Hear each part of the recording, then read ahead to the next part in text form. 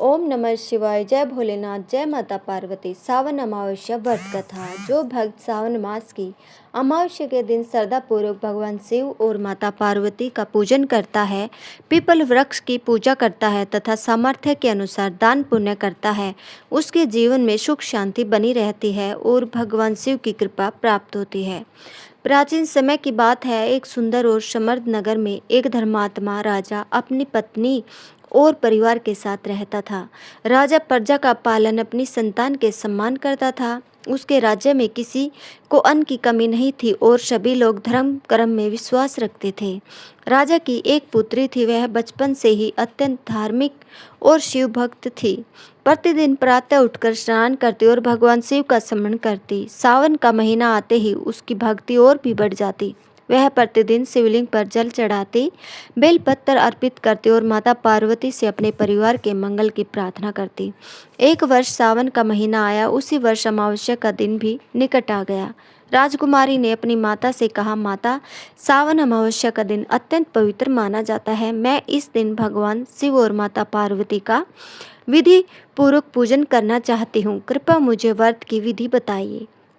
माता ने कहा, बेटी, इस दिन प्रातःकाल स्नान करके साफ सुथरे वस्त्र धारण करना, भगवान शिव का ध्यान करना और शिवलिंग पर दूध, जल, बेलपत्र तथा पुष्प अर्पित करना।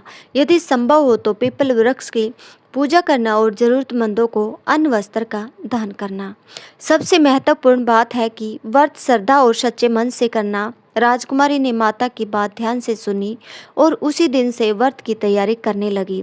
अमावस्या की सुबह वह सूर्योदय से पहले उठी। स्नान करके उसने स्वच्छ वस्त्र पहने और अपने हाथों में पूजा की थाली सजाई। थाली में जल से भरा कलश, अक्षत, रोली, पुष्प, बेलपत्र, धूप और दीप रखा। सबसे पहले उसने भगवान शिव का ध्यान किया और हाथ जोड़कर बोली, हे देवों के देव महादेव, हे माता पार्वती, मेरे परिवार पर सदैव अपनी कृपा बनाए रखना, मेरे मन में सद्बुद्धि देना और मेरे जीवन से सभी कष्ट संकट दूर करना। इसके बाद उसने शिवलिंग पर जल चढ़ाया और बेलपत्र अर्पित किए। पूजा समाप्त होने के बाद राजकुमारी पीपल वृक्ष के पास गई। उसने वृक्ष को प्रणाम किया और श्रद्धापूर्वक उसकी पूजा की। फिर उसने वृक्ष की परिक्रमा की और मन ही मन प्रार्थना की, हे प्रभु, जिस प्रकार यह वृक्ष सभी को छाया देता है, उसी प्रकार मेरे परिवार पर भी अपनी आपकी कृपा की छाया बनी रही। उस दिन राजकुमारी ने पूरे दिन भगवान शिव का स्मरण किया और जरूरतमंद लोगों को भोजन कराया। लेकिन उसी शाम राजमहल में अचानक एक बड़ी चिंता उत्पन्न हो गई। राजा को समाचार मिला कि राज्य की सीमा पर भयंकर संकट आ खड़ा हुआ है। कई दिनों से वर्षा नहीं हुई थी और राज्य के कुछ क्षेत्रों में जल का संकट बढ़ने लगा था। राजा ने अपने मंत्रियों को बुलाया और कहा, यदि शीघ्र वर्षा नहीं हुई तो हमारी प्रजा को बहुत कष्ट होगा। हमें भगवान से प्रार्थना करनी चाहिए। राजा और पूरी प्रजा ने भगवान शिव से वर्षा के लिए प्रार्थना की। राजकुमारी ने भी उसी रात भगवान शिव के सामने दीपक जलाया और कहा, हे महादेव, यदि मेरी भक्ति में थोड़ी भी शक्ति है तो मेरी प्रजा के कष्ट दूर कर दीजिए। मेरे राज्य के लोगों को अन्न और जल प्रदान कीजिए। राजकुमारी की आंखों से आंसू बहने लगे। वह पूरी श्रद्धा से भगवान शिव का नाम जपती रही। रात गहरी होती गई और तभी उसे स्वप्न में एक दिव्य प्रकाश दिखाई दिया। उस प्रकाश के बीच भगवान शिव और माता पार्वती के दर्शन हुए। भगवान शिव ने कहा, पुत्री, सच्चे मन से की गई प्रार्थना कभी व्यर्थ नहीं जाती। धर्म, दया और श्रद्धा से किया गया व्रत मनुष्य के जीवन में शुभ फल लेकर आता है। तुम अपनी भक्ति बनाए रखना और सदैव जरूरतमंदों की सहायता करना। इतना कहकर भगवान शिव अंतर्ध्यान हो गए। राजकुमारी की आँख खुली तो उसके मन में अद्भुत शांति थी, लेकिन उसे अब यह पता नहीं था कि अगले दिन उसके राज्य में क्या होने वाला है। और यहीं से इस कथा का पहला प्रसंग आरंभ होता है।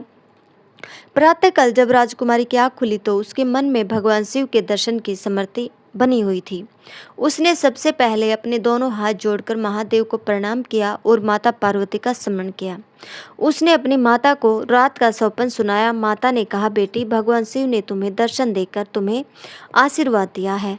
अब तुम्हें और भी श्रद्धा के साथ धर्म और सेवा के मार्ग पर चलना चाहिए। राजकुमारी ने माता के चरण स्पर्श किए और कहा, माता, मैं जीवन भर भगवान शिव का नाम स्मरण करती रहूंगी और जितना मेरे सामर्थ्य में होगा उतना जरूरतमंद लोगों की सहायता करूंगी।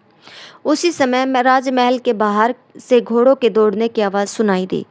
कुछ सैनिक बहुत प्रसन्न दिखाई दे रहे थे। वे राजा से मिलने के लिए जल्दी जल्दी राजसभा की ओर जा रहे थे। राजा ने सैनिकों को देखकर पूछा, क्या समाचार है? तुम इतने प्रसन्न क्यों हो? सैनिकों ने हाथ जोड़कर कहा, महाराज, रात के अंतिम पहर से आकाश में बादल छा गए हैं। चारों दिशाओं में घने बादल दिखाई दे रहे हैं। राजा ने तुरंत महल से बाहर आकर आकाश की ओर देखा। काले बादलों ने पूरे आकाश को घेर लिया था। कुछ ही समय बाद तेज हवा चलने लगी। फिर बादलों की गर्जना सुनाई दी और देखते ही देखते वर्षा की बूंदें धरती पर गिरने लगी। राजा की आंखों में प्रसन्नता के आंसू आ गए। उन्होंने दोनों हाथ उठाकर कहा, हे महादेव, आपने हमारी प्रार्थना स्वीकार कर ली। राज्य के लोग भी अपने घरों से बाहर निकल आए। किसान वर्षा देखकर खुशी से झूम उठे। सूखी धरती पर पानी पड़ते ही चारों ओर मिट्टी की सुगंध फैल गई। राजकुमारी भी महल की छत से वर्षा देख रही थी। उसे रात में भगवान शिव द्वारा दिए गए वचन याद आ गए। उसने मन ही मन कहा, हे भोलेनाथ, आपकी कृपा से आज मेरी प्रजा का संकट दूर हो गया। प्रभु, मेरे मन में कभी अहंकार मत आने देना। राजा ने उसी दिन पूरे राज्य में घोषणा करवाई कि गरीबों और जरूरतमंदों को अन्न वितरित किया जाए। राजमहल में भी बड़े पैमाने पर अन्न, वस्त्र और आवश्यक वस्तुओं का दान किया गया। राजकुमारी स्वयं गरीब परिवारों के बीच गई और अपने हाथों से उन्हें भोजन कराया। एक वृद्ध महिला ने राजकुमारी को आशीर्वाद देते हुए कहा, बेटी, तुम्हारे घर में हमेशा सुख बना रहे। भगवान शिव तुम्हारे परिवार की रक्षा करे। राजकुमारी ने वृद्धा के चरण छुए और बोली, माता, आपका आशीर्वाद ही मेरे लिए सबसे बड़ा धन है। कुछ दिन बीत गए। वर्षा के कारण राज्य में हरियाली लौट आई। खेतों में फसल लहराने लगी। तालाब और कुएं पानी से भरने लगे। राजा ने समझ लिया कि यह केवल वर्षा नहीं बल्कि भगवान शिव की कृपा का संकेत है। उन्होंने राजकुमारी से कहा, बेटी, तुम्हारी श्रद्धा और सेवा देखकर मुझे गर्व है। लेकिन याद रखना, भगवान की कृपा मिलने पर मनुष्य को और अधिक विनम्र होना चाहिए। राजकुमारी ने, पिताजी, मैं सदैव यही प्रयास करूंगी। उसके बाद राजकुमारी ने प्रत्येक अमावस्या के दिन श्रद्धापूर्वक पूजा और दान करना अपना नियम बना लिया। लेकिन कुछ समय बाद उसके जीवन में एक ऐसी परीक्षा आने वाली थी जिसमें केवल धन और राजसत्ता किसी काम नहीं आने वाली थी। एक दिन राजमहल में एक साधु महाराज आए। राजा ने उनका आदर सत्कार किया और उन्हें आसन देकर भोजन कराया। साधु महाराज ने राजकुमारी को ध्यान से देखा और कहा, पुत्री, तुम्हारे मन में भगवान के प्रति श्रद्धा है, लेकिन आने वाले समय में तुम्हारी भक्ति की परीक्षा होगी। राजकुमारी ने विनम्र होकर बोली, महाराज, कैसी परीक्षा? साधु मुस्कुराए और बोले, जब संकट आए तब भी भगवान का नाम मत छोड़ना। सुख में तो हर कोई भगवान को याद करता है, लेकिन जो दुख में भी विश्वास बनाए रखता है वही सच्चा भक्त कहलाता है। इतना कहकर साधु महाराज वहां से चले गए। राजकुमारी उनके शब्दों के बारे में सोचती रही। उसे नहीं मालूम था कि साधु महाराज की बात इतनी जल्दी सच होने वाली है। कुछ ही दिनों बाद राजमहल में एक ऐसा समाचार पहुंचा जिसे सुनकर राजा और पूरा परिवार चिंतित हो उठा। राजमहल में जैसे ही वे समाचार पहुंचा, पूरे महल का वातावरण बदल गया। राजा अपने सिंहासन पर बैठे गंभीरता से मंत्रियों की बातें सुन रहे थे। राजकुमारी भी अपने पिता के पास आकर खड़ी हो गई। राजा ने भारी स्वर में कहा, सीमा के पास रहने वाले हमारे कुछ गांव में अचानक बीमारी फैल गई है। कई परिवार बहुत परेशान है। हमें तुरंत वहां सहायता पहुंचानी होगी। राजकुमारी ने कहा, पिताजी, हमें उन लोगों को अकेला नहीं छोड़ना चाहिए। जहां तक संभव हो मैं स्वयं वहां जाकर उनकी सेवा करना चाहती हूँ। राजा ने पहले तो मना किया, लेकिन राजकुमारी के आग्रह के आगे उन्हें अनुमति देनी पड़ी। राजकुमारी अपने साथ भोजन, औषधियाँ और आवश्यक वस्तुएं लेकर सैनिकों तथा सेवकों के साथ उन गांवों की ओर चल पड़ी। गांव में पहुंचकर उसने देखा कि कई गरीब परिवार चिंता में बैठे हैं। किसी के घर में भोजन नहीं था तो किसी के पास बीमार व्यक्ति की देखभाल के लिए साधन नहीं था। राजकुमारी ने बिना किसी भेदभाव के सबकी सहायता करनी शुरू कर दी। वह स्वयं बीमार लोगों के पास जाती, उस परिवार वालों को ढांढस देती और उन्हें भोजन तथा आवश्यक वस्तुएं देती। एक दिन एक वृद्ध व्यक्ति ने उससे कहा, बेटी, तुम राजमहल की राजकुमारी हो, तुम हमारे बीच आकर इतनी सेवा क्यों कर रही हो?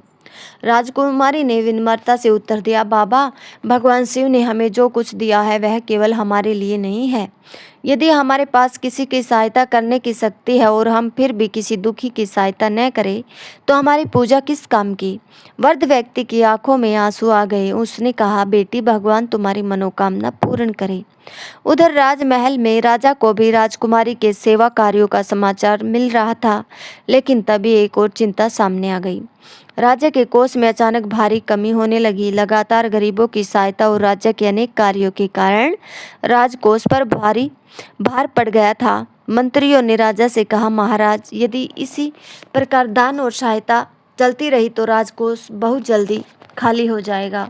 राजा कुछ देर मौन रहे। उन्होंने कहा, जरूरतमंदों की सहायता बंद नहीं होगी, लेकिन हमें व्यवस्था ऐसी बनानी होगी कि राज्य का काम भी चलता रहे और गरीबों को भी सहायता मिलती रहे। राजा ने नए नियम बनाए और राज्य के धनी व्यापारियों से भी आग्रह किया कि वे अपने सामर्थ्य के अनुसार जरूरतमंदों की सहायता करें।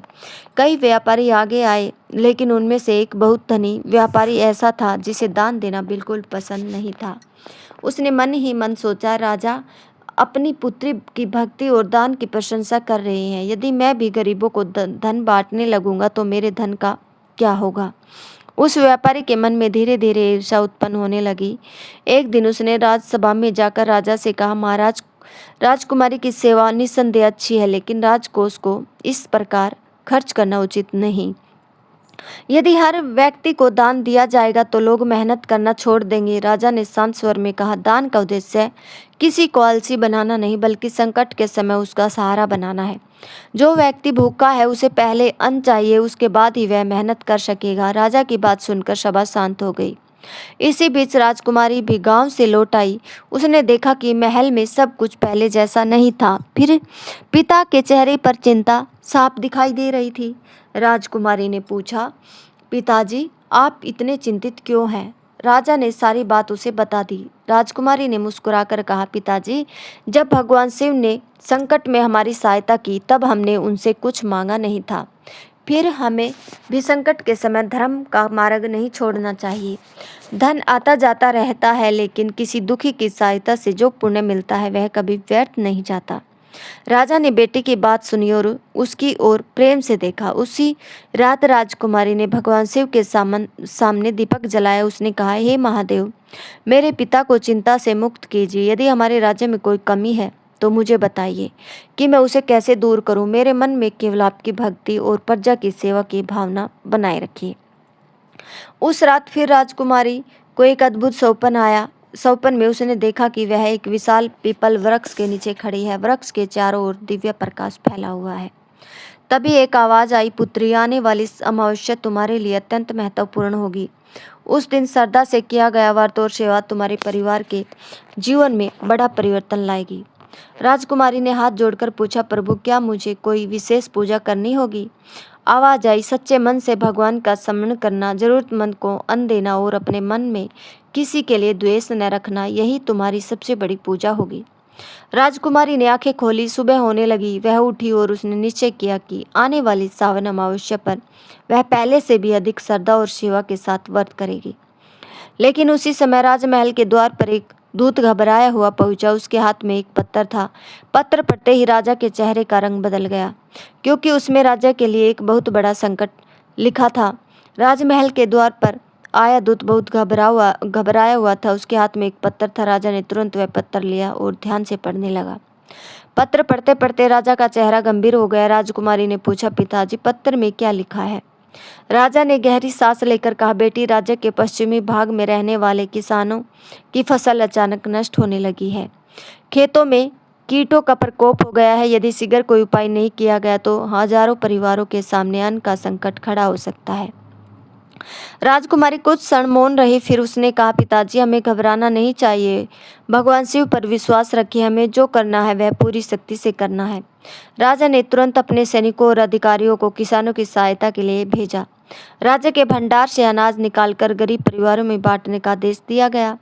राजकुमारी भी उनके साथ जाने लगी। राजा ने कहा, बेटी, तुमने पहले ही बहुत सेवा की है। सब कुछ दिन विश्राम कर लो, अब कुछ दिन विश्राम कर लो। राजकुमारी ने विनम्रता से कहा, पिताजी, जब मेरी प्रजा संकट में हो तो मैं महल में बैठकर कैसे विश्राम कर सकती हूँ। राजा अपनी पुत्री की बात सुनकर कुछ नहीं कह सके। राजकुमारी गांव की ओर चली गई। वहां उसने देखा कि किसान अपने सूखे खेतों को देखकर बहुत दुखी थे। कुछ किसान अपने परिवार के भविष्य को लेकर चिंतित थे। किसान ने राजकुमारी से कहा, राजकुमारी जी, इस वर्ष हमारी सारी मेहनत नष्ट हो गई। अब हमारे बच्चों का पालन कैसे होगा। राजकुमारी ने उसके कंधे पर हाथ रखते हुए कहा, चिंता मत करो, राजा ने तुम्हारे लिए अन्न की व्यवस्था की है। जब तक नई फसल नहीं होती, राज भंडार से तुम्हें सहायता मिलती रहेगी। किसान की आंखों में आंसू आ गए। उसने हाथ जोड़कर कहा, भगवान शिव आपको सुख दे। राजकुमारी ने कहा, मुझे नहीं, भगवान शिव को धन्यवाद दीजिए। हम सब उन्हीं की कृपा से एक दूसरे की सहायता करने में समर्थ हैं। दिन बीतते गए। राजकुमारी प्रतिदिन भगवान शिव का स्मरण करती और लोगों की सेवा करती रही। अब सावन अमावस्या का दिन निकट आ गया था। राजकुमारी ने निश्चय किया कि इस बार हम अमावस्या के दिन विशेष रूप से भगवान शिव और माता पार्वती का पूजन करेंगे। उसने महल में पूजा की सारी तैयारी करवाई। अमावस्या से एक दिन पहले उसने राजमहल की दासियों से कहा, कल प्रातःकाल पूजा के लिए गंगा जल, दूध, दही, शहद, घी, बेलपत्र, पुष्प और दीपक की व्यवस्था कर देना। फिर उसने अपनी माता से कहा, माता, इस बार मैं पूजा के बाद गरीबों को अन्न और वस्त्र भी देना चाहती हूँ। माता ने प्रसन्न होकर कहा, बेटी, यही तो सच्ची पूजा है।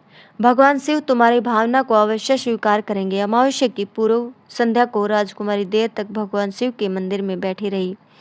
उसने शिवलिंग के सामने दीपक जलाए और आंखें बंद करके प्रार्थना की, हे नीलकंठ महादेव, मेरा राज्य की रक्षा कीजिए। जिन किसानों की फसल नष्ट हुई है उनके घरों में फिर से अन्न भर दीजिए। मेरे पिता को शक्ति दीजिए कि वे अपनी प्रजा का पालन धर्मपूर्वक कर सके। प्रार्थना करते करते उसकी आंखों से आंसू बहने लगे। तभी मंदिर के बाहर किसी के कदमों की आहट आई। राजकुमारी ने आंखें खोली। एक वृद्ध साधु मंदिर के द्वार पर खड़े थे। राजकुमारी तुरंत उठी और उनके चरणों में प्रणाम किया। साधु ने कहा, पुत्री, कल सावन अमावस्या है। तुमने जो संकल्प लिया है उसे पूरे मन से निभाना, लेकिन याद रखना, व्रत केवल भूखा रहने का नाम नहीं है। व्रत का सच्चा अर्थ है अपने मन को भगवान के चरणों में लगाना और दूसरों के दुख को अपना दुख समझना। राजकुमारी ने हाथ जोड़कर कहा, महाराज, मैं आपकी आज्ञा का पालन करूंगी। साधु ने उसे आशीर्वाद दिया, भगवान शिव तुम्हारे परिवार और तुम्हारी प्रजा पर कृपा करे। इतना कहकर साधु मंदिर से बाहर चले गए। राजकुमारी कुछ देर तक उन्हें देखती रही। फिर वह वापस शिवलिंग के पास गई। उसने बेलपत्र अर्पित किया और बोली, ओम नमः शिवाय। उसी क्षण मंदिर में जल रहा दीपक अचानक तेज प्रकाश देने लगा। राजकुमारी ने इसे भगवान शिव का शुभ संकेत माना। अगली सुबह सावन अमावस्या का पवित्र दिन था। राजकुमारी सूर्योदय से पहले उठ गई। उसने स्नान किया, स्वच्छ वस्त्र धारण की और पूजा की थाली लेकर शिव मंदिर की ओर चल पड़ी। लेकिन उसे यह नहीं पता था कि आज का दिन उसके जीवन की सबसे बड़ी परीक्षा लेकर आने वाला है और उसी परीक्षा के बाद भगवान शिव की ऐसी कृपा होने वाली थी जिसे पूरे राज्य का भाग्य बदल जाएगा। सावन अमावस्या का पवित्र दिन आ चुका था। राजकुमारी प्रातःकाल सूर्योदय से पहले उठी। उसने स्नान किया, स्वच्छ वस्त्र धारण की और भगवान शिव का स्मरण करते हुए पूजा की थाली सजाई। थाली में जल से भरा कलश, दूध, दही, शहद, घी, गंगा जल, अक्षत, रोली, पुष्प, बेलपत्र, धूप और दीपक रखा गया। राजकुमारी अपनी माता के साथ शिव मंदिर पहुंची। मंदिर में पहुंचते ही उसने सबसे पहले भगवान शिव को प्रणाम किया। फिर उसने शिवलिंग पर गंगा जल अर्पित किया। उसके बाद दूध, दही, शहद और घी से अभिषेक किया। अंत में स्वच्छ जल चढ़ाकर भगवान शिव को बेलपत्र और पुष्प अर्पित किए। राजकुमारी ने आंखें बंद करके प्रार्थना की, हे देवों की देव महादेव, हे माता पार्वती, आज सावन अमावस्या के पवित्र दिन में आपके चरणों में अपना व्रत समर्पित करती हूँ। मेरे परिवार की रक्षा कीजिए, मेरी प्रजा के कष्ट दूर कीजिए और मेरे मन में सदा दया, श्रद्धा और सत्य बनाए रखिए।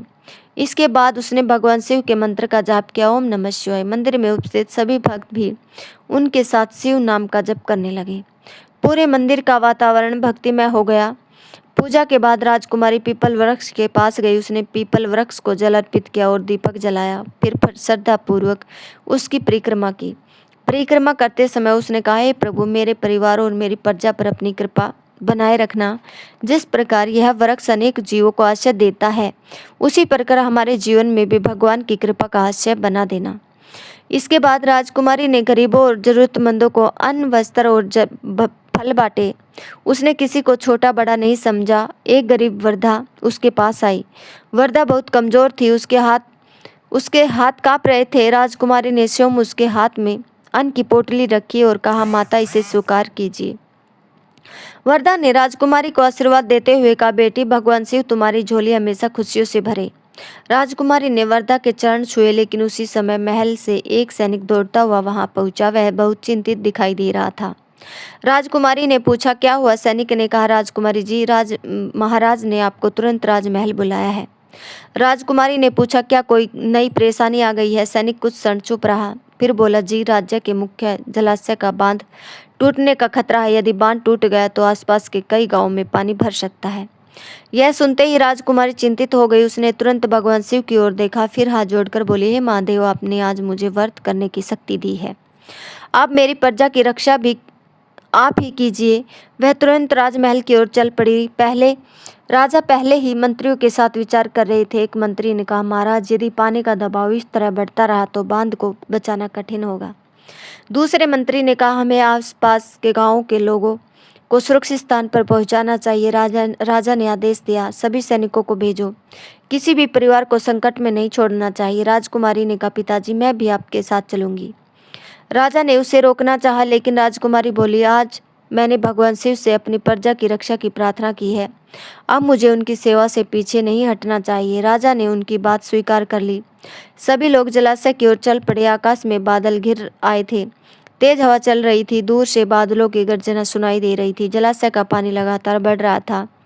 सैनिक लोगों को सुरक्षित स्थान पर ले जा रहे थे। तभी अचानक बहुत तेज गर्जना हुई। बांध की एक दीवार में दरार दिखाई दी। लोग घबरा गए। राजा ने तुरंत सैनिकों को आदेश दिया, सबको पीछे हटाओ। राजकुमारी ने भगवान शिव का नाम लिया, ओम नमः शिवाय, ओम नमः शिवाय, और वह मन ही मन प्रार्थना करने लगे, हे भोलेनाथ, आज मेरी परीक्षा मत लेना, मेरी प्रजा की रक्षा कीजिए। तभी अचानक आकाश में बिजली चमकी और उसी क्षण ऐसी घटना हुई जिसे देखकर वहां उपस्थित सभी लोग आश्चर्यचकित रह गए। जलाशय की दीवार में आई दरार देखकर वहां उपस्थित सभी लोग घबरा गए। राजा ने सैनिकों को आदेश दिया, सभी लोगों को सुरक्षित स्थान पर ले जाओ, किसी का जीवन संकट में नहीं पड़ना चाहिए। सैनिक गांव वालों को लेकर ऊंचे स्थान की ओर जाने लगे। राजकुमारी एक ओर खड़ी होकर भगवान शिव का स्मरण कर रही थी। उसने दोनों हाथ जोड़कर कहा, हे भोलेनाथ, हे करुणा निधान, आज सावन अमावस्या के दिन मैंने आपकी पूजा की है। यदि मेरी भक्ति में तनिक भी सच्चाई है तो मेरी प्रजा की रक्षा कीजिए। तभी अचानक आकाश में तेज बिजली चमकी। बादलों की गर्जना के साथ मूसलाधार वर्षा होने लगी। लेकिन आश्चर्य की बात यह थी कि वर्षा का अधिकांश पानी जलाशय की ओर जाने के बजाय दूसरी दिशा में बहने लगा। कुछ ही क्षणों में तेज हवा चली और पास की पुरानी नहर का रास्ता खुल गया। जलाशय का अतिरिक्त पानी उस नहर की ओर बढ़ने लगा। जिस बांध के टूटने का भय था, उसका पानी धीरे धीरे कम होने लगा। वहां खड़े सभी लोग आश्चर्य से यह दृश्य देखते रहे। एक सैनिक ने कहा, महाराज, यह तो किसी चमत्कार से कम नहीं है। राजा ने हाथ जोड़कर आकाश की ओर देखा और कहा, यह मेरे महादेव की कृपा है। राजकुमारी की आंखों से आंसू बहने लगे। वह वहीं भूमि पर बैठ गई और भगवान शिव को प्रणाम करते हुए बोली, हे प्रभु, आपने मेरी प्रार्थना सुन ली। राजा ने अपनी पुत्री को उठाया और कहा, बेटी, आज मुझे विश्वास हो गया कि सच्ची श्रद्धा और निस्वार्थ सेवा कभी व्यर्थ नहीं जाती। राजकुमारी ने कहा, पिताजी, यह मेरी शक्ति नहीं, यह सब भगवान शिव की कृपा है। वर्षा धीरे धीरे शांत हो गई। गांव के लोग सुरक्षित थे। किसी के घर को बड़ा नुकसान नहीं हुआ। सभी लोग भगवान शिव का नाम लेने लगे। उस दिन राजा ने पूरे राज्य में घोषणा करवाई कि सावन अमावस्या के अवसर पर गरीबों को भोजन कराया जाए और जरूरतमंद परिवारों को अन्न दिया जाए। राजमहल में विशाल भंडारे का आयोजन किया गया। राजकुमारी स्वयं भोजन परोसने लगी। वह हर व्यक्ति से प्रेम पूर्वक बात करती। उसी भंडारे में वही वरदा भी आई जिसे राजकुमारी ने सुबह अन्न दिया था। वरदा ने राजकुमारी को देखते ही कहा, बेटी, आज भगवान शिव ने तुम्हारी प्रार्थना स्वीकार कर ली। तुम्हारी भक्ति के कारण न जाने कितने लोगों का जीवन बच गया। राजकुमारी ने कहा, माता, भगवान की कृपा सब पर समान है। हमें बस सच्चे मन से उनका स्मरण करना चाहिए। वरदा मुस्कुराई। फिर उसने राजकुमारी के सिर पर हाथ रखकर कहा, बेटी, तुम्हारे जीवन में कभी अंधकार न आए। उस रात राजकुमारी अपने कक्ष में गई। उसने भगवान शिव के सामने दीपक जलाया, लेकिन जैसे ही उसने आंखें बंद की, उसे फिर वही दिव्य प्रकाश दिखाई दिया। प्रकाश के बीच भगवान शिव और माता पार्वती के दर्शन हुए।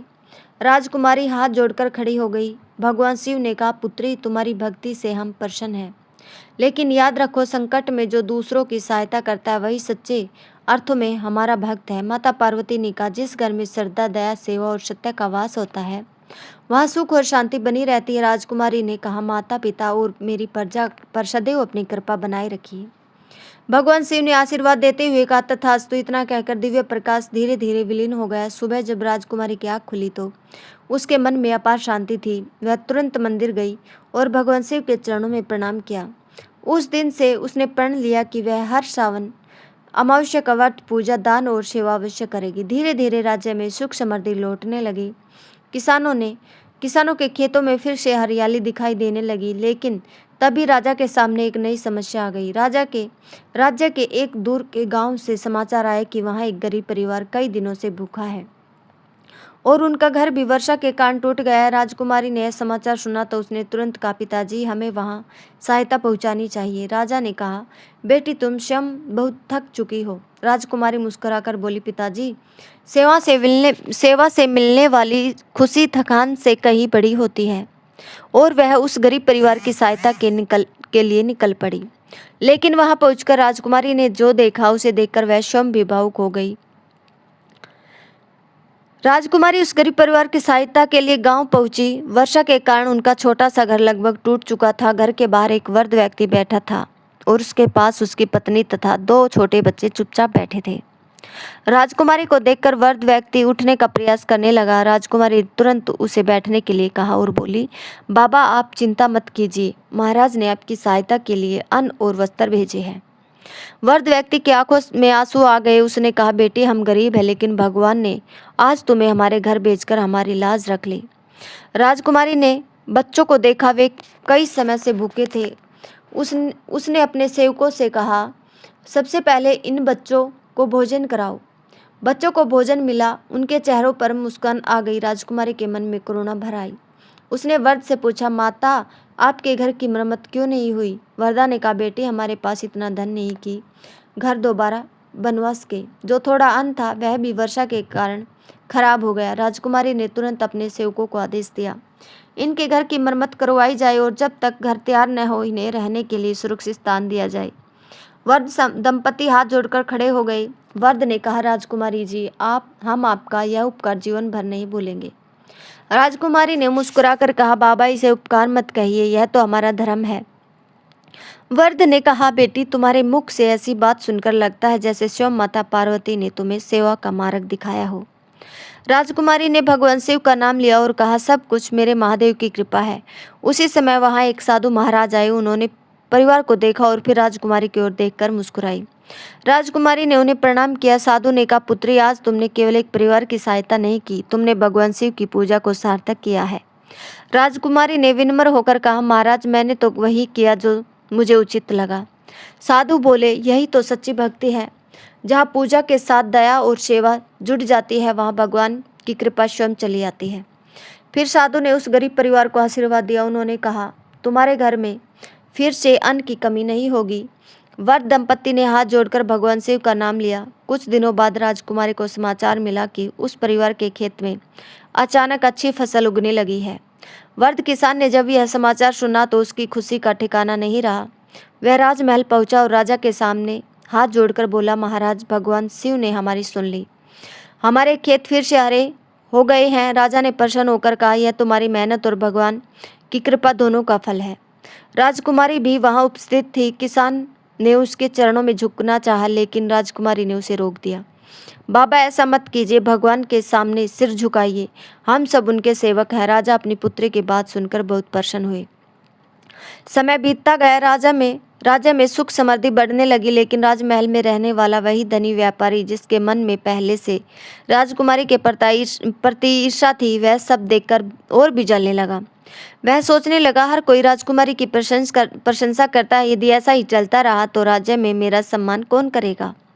ईर्ष्या के कारण उसके मन में एक गलत विचार आया। उसने निश्चय किया कि वह राजकुमारी की भक्ति को झूठा सिद्ध करेगा। एक दिन वह राजकुमारी के पास पहुंचा और बोला, राजकुमारी जी लोग कहते हैं भगवान शिव हमारी हर प्रार्थना सुनते हैं, क्या आप सचमुच इतना विश्वास करती हैं?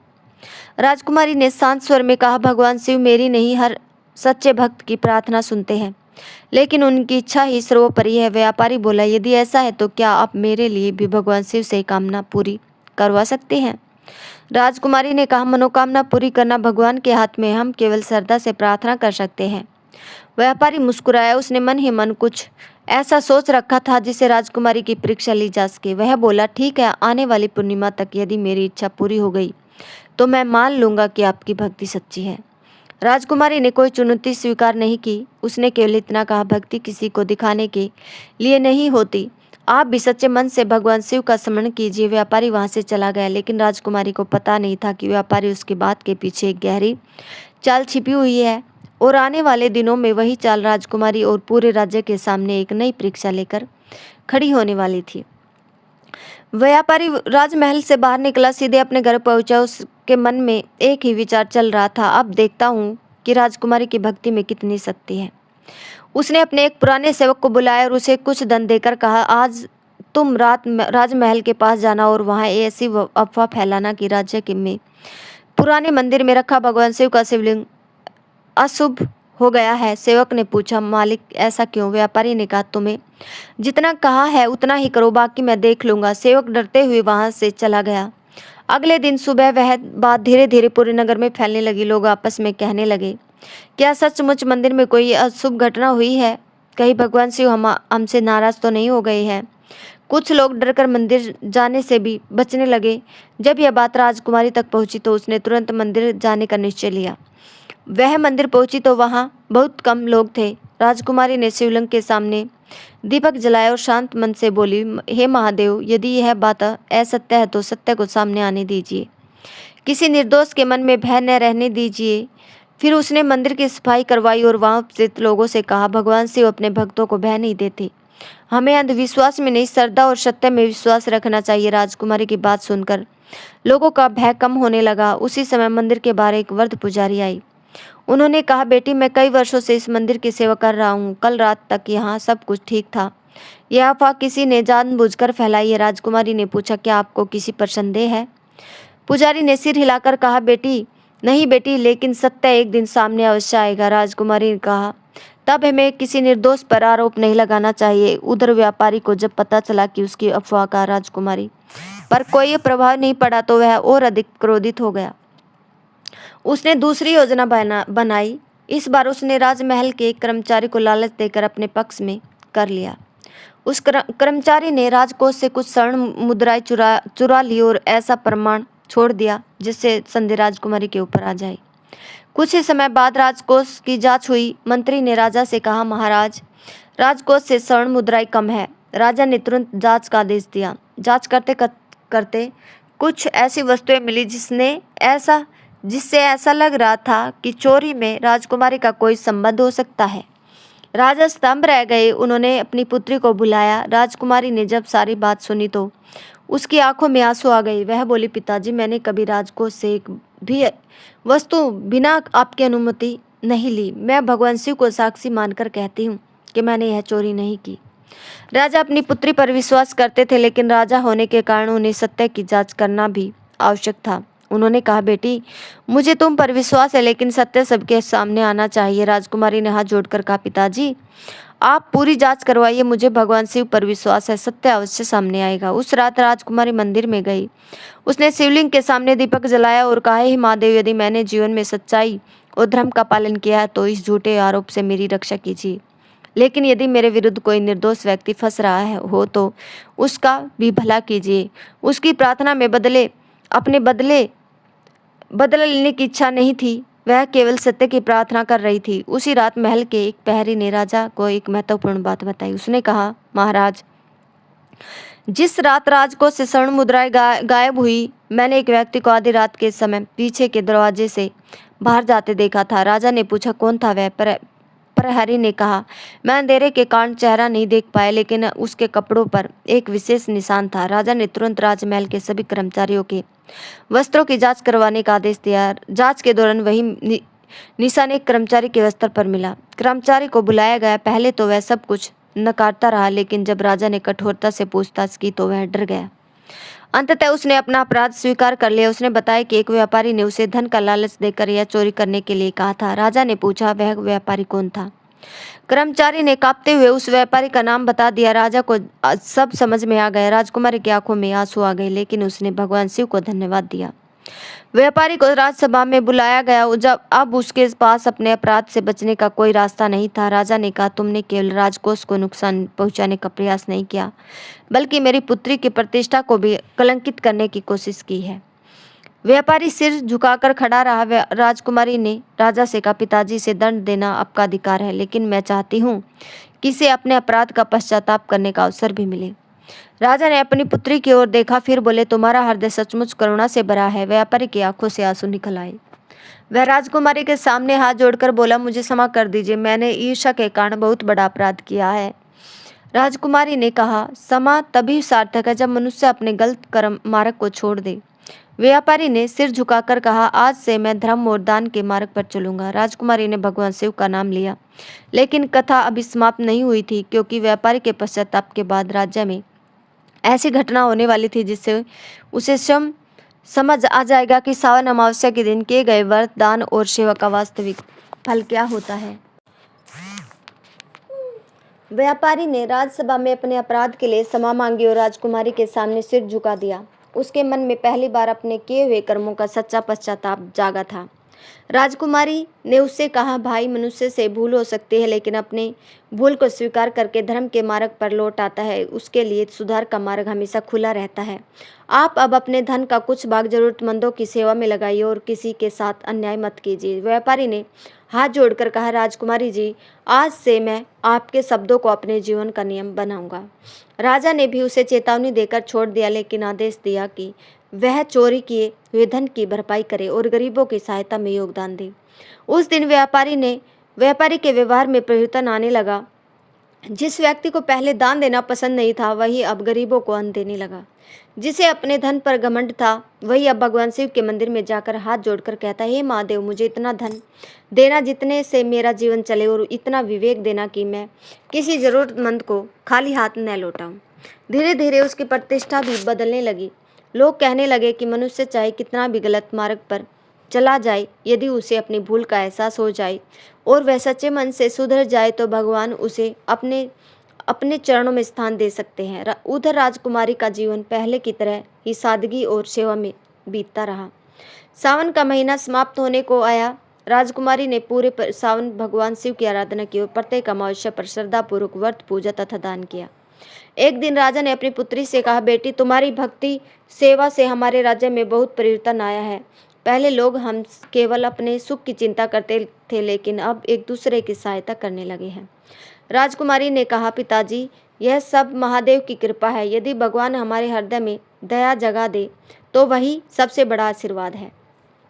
राजा ने प्रसन्न होकर कहा, तुम्हारे जैसी पुत्री पाकर मैं स्वयं को धन्य समझता हूँ। समय बीतता गया। एक दिन राज्य के दूर के क्षेत्र में से समाचार आए कि वहां रहने वाले कई परिवारों के पास बीज खरीदने के लिए धन नहीं है। यदि समय पर बीज नहीं बोए गए तो आने वाली फसल भी संकट में पड़ सकती है। राजकुमारी ने तुरंत अपने पिता से कहा, पिताजी, राज भंडार से जितना संभव हो सके उन किसानों की सहायता की जाए।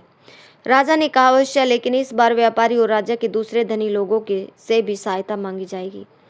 जब यह बात नगर में पहुंची तो वही व्यापारी सबसे पहले आगे आया। उसने कहा, महाराज, इस बार व्यापारी और राज्य के दूसरे धनी लोगों ने से भी सहायता मांगी जाए। यह बात जब नगर में पहुंची तो वही व्यापारी सबसे पहले आ गया। उसने कहा, महाराज, इस बार बीज और अन्न की व्यवस्था का बड़ा भाग मैं स्वयं करूंगा। राजा ने आश्चर्य से उसकी ओर देखा। व्यापारी ने कहा, महाराज, पहले मैं धन को अपना समझता था, अब समझ आया कि धन तभी सार्थक है जब उसे किसी के जीवन में सुख आए। राजा ने उसे आशीर्वाद दिया। राजकुमारी के चेहरे पर भी प्रसन्नता थी। उसने कहा, आज आपने सच में भगवान शिव की पूजा की है। व्यापारी की आंखें नम हो गई। उसने कहा, मुझे भगवान शिव तक पहुंचने का रास्ता आपने दिखाया है। इस प्रकार धीरे धीरे पूरे राज्य में दान, सेवा और धर्म का वातावरण बनने लगा। फिर एक वर्ष सावन का महीना आया। अमावस्या का दिन आने वाला था। राजकुमारी ने इस बार निश्चय किया कि वह केवल अपने परिवार के लिए नहीं, बल्कि पूरे राज्य के सुख और कल्याण के लिए व्रत करेगी।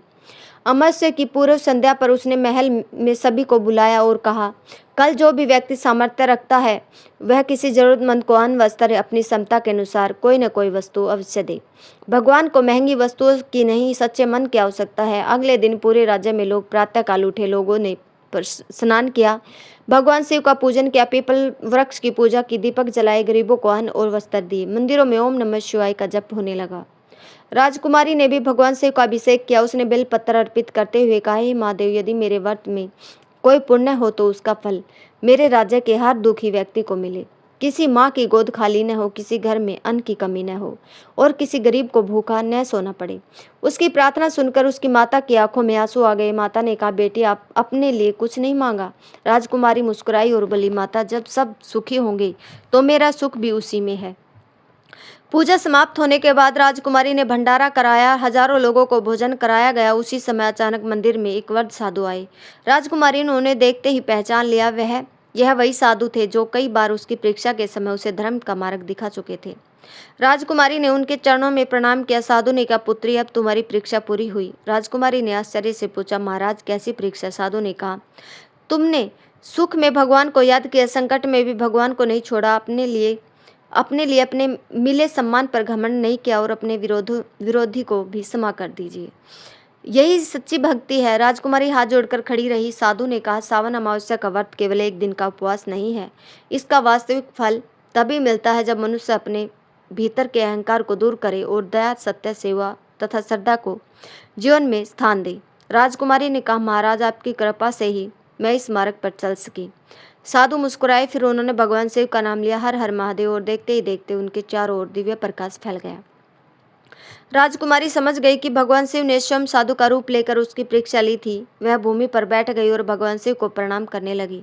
तभी आकाश से पुष्पों की वर्षा होने लगी। मंदिर में उपस्थित सभी लोग आश्चर्य से यह दृश्य देखने लगे।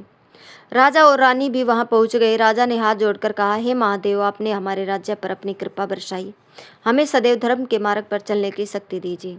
आकाश में दिव्य स्वर सुनाई दिया, जो मनुष्य श्रद्धा से मेरा स्मरण करता है, दूसरों के दुख को समझता है और सामर्थ्य के अनुसार दान तथा सेवा करता है, मैं सदैव उसके साथ रहता हूँ। यह सुनकर सभी भक्तों ने एक साथ कहा, हर हर महादेव। उस दिन के बाद राज्य में कभी भी किसी जरूरतमंद को अकेला नहीं छोड़ा गया। राजकुमारी ने अपना पूरा जीवन धर्म, सेवा और भगवान शिव की भक्ति में लगा दिया। और जो भी भक्त सावन अमावस्या के दिन श्रद्धापूर्वक भगवान शिव का पूजन करता, व्रत रखता, पीपल की पूजा करता, दान करता और सच्चे मन से दूसरों की सहायता करता, उसके घर में सुख शांति बनी रहती। समय बीतता गया। राजकुमारी की भक्ति और सेवा की चर्चा दूर दूर तक फैल गई। लोग दूर दूर से उसके पास आने लगे और पूछने लगे, राजकुमारी जी, आपने ऐसा क्या किया कि भगवान शिव ने आप पर इतनी कृपा की? राजकुमारी हमेशा एक ही उत्तर देती, मैंने कुछ नहीं किया, मैंने केवल भगवान शिव पर विश्वास रखना, अपने सामर्थ्य के अनुसार व्रत किया, जरूरतमंदों की सेवा की और संकट के समय धैर्य नहीं छोड़ा। वह कहती, व्रत का अर्थ केवल भोजन छोड़ना नहीं, व्रत का अर्थ है अपने मन को भगवान के चरणों में लगाना और अपने आचरण को पवित्र रखना। जो लोग उसके पास आते हैं वह उन्हें सावन अमावस्या के दिन प्रातःकाल स्नान करके भगवान शिव का ध्यान करने, शिवलिंग पर जल चढ़ाने, बेल पत्र अर्पित करने और श्रद्धा के अनुसार पूजा करने की प्रेरणा देती। वह कहती, यदि सामर्थ्य हो तो दान करे, किसी भूखे को भोजन कराए, किसी गरीब को वस्त्र दे, किसी दुखी व्यक्ति की सहायता करे, क्योंकि भगवान की पूजा तभी पूर्ण होती है जब हमारे भीतर दया का भाव जगता है। राज्य में यह परंपरा बन गई कि सावन अमावस्या के दिन कोई भी जरूरतमंद व्यक्ति खाली हाथ नहीं लौटेगा। किसी को अन्न मिलता, किसी को वस्त्र, किसी को औषधि मिलती तो किसी के घर की मरम्मत करवाई जाती। राजा ने अपनी राजकुमारी की प्रेरणा से राज्य में कई धर्मशालाएं और अन्न भंडार बनवाए। वही व्यापारी जिसने कभी राजकुमारी को बदनाम करने की कोशिश की थी, अब गरीबों की सेवा में सबसे आगे रहने लगा। अब समझ में आ गया। व्यापारी ने कहा, अब मैं समझ गया कि धन मनुष्य के पास रहने वाली वस्तु है, लेकिन सेवा से मिला पुण्य उसके जीवन के साथ चलता है।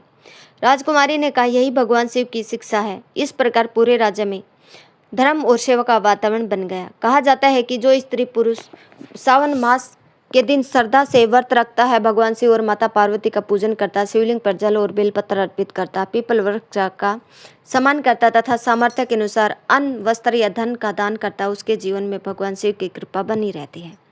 यदि किसी कारणवश कोई व्यक्ति पूरा व्रत न कर सके तो वह अपनी श्रद्धा के अनुसार भगवान शिव का स्मरण करे और किसी जरूरतमंद की सहायता करे, क्योंकि भगवान भाव के भूखे हैं। उन्हें दिखावा नहीं, उन्हें सच्चा मन चाहिए। जो भक्त संकट में भी भगवान शिव का नाम नहीं छोड़ता, उनके जीवन में आशा का दीपक अवश्य जलाते हैं। सावन अमावस्या के दिन भगवान शिव से प्रार्थना करते हैं, हे भोलेनाथ, हमारे घर परिवार पर अपनी कृपा बनाए रखना, हमारे मन से अहंकार, क्रोध, लोभ और द्वेष दूर करना, हमें सत्य के मार्ग पर चलने की शक्ति देना, हमारे घर में अन्न और सुख शांति बनी रहे। जो दुखी है उनके दुख दूर करना, जो बीमार है उन्हें शक्ति देना, जिसके घर में कोई संकट है उसकी रक्षा करना, और हमें इतना सामर्थ्य देना कि हम किसी जरूरतमंद की सहायता कर सके। फिर भगवान शिव का स्मरण करते हुए बोले, ओम नमः शिवाय, हर हर महादेव। जो भक्त श्रद्धा से यह पावन अमावस्या व्रत कथा सुनता या पढ़ता है, भगवान शिव और माता पार्वती उसके जीवन में सुख, शांति और मंगल प्रदान करे। कथा यहीं पर समाप्त होती है। अगर आप लोगों को हमारी यह कथा पसंद आई हो तो इस वीडियो को ज़्यादा से ज़्यादा शेयर करें, चैनल को सब्सक्राइब करें, वीडियो को लाइक करें। धन्यवाद।